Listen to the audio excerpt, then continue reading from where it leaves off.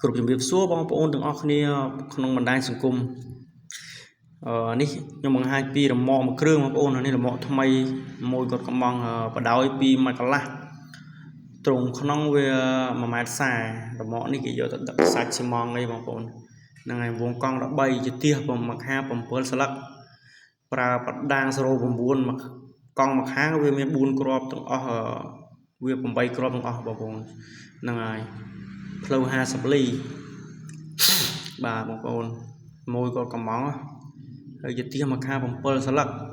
នេះធានាដឹកឲ្យបងប្អូន3តោននេះដឹកបានអូខេហ្នឹងហើយសបកកង់ថ្មី553ហ្នឹងហើយរមាក់នេះដែរទ្រង់បិទបើក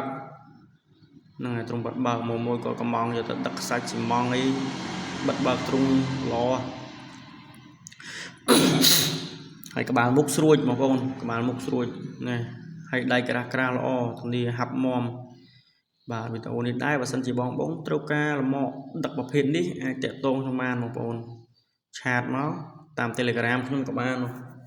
តម្លាក់ក្នុង comment ក៏បានបងប្អូនហ្នឹងហើយ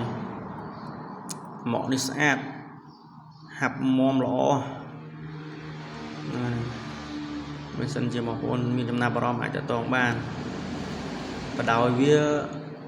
តាត្រង់ក្នុង2ម៉ែត្រកន្លះហើយតែតឹង1ម៉ែត្រ40ត្រង់ក្នុងយើងគិតត្រង់ក្នុងហើយបើគិតត្រង់ក្បាលវាទៀតវាប្រហែលចូល3ម៉ែត្រហើយក្បាលវា7តឹកទៀត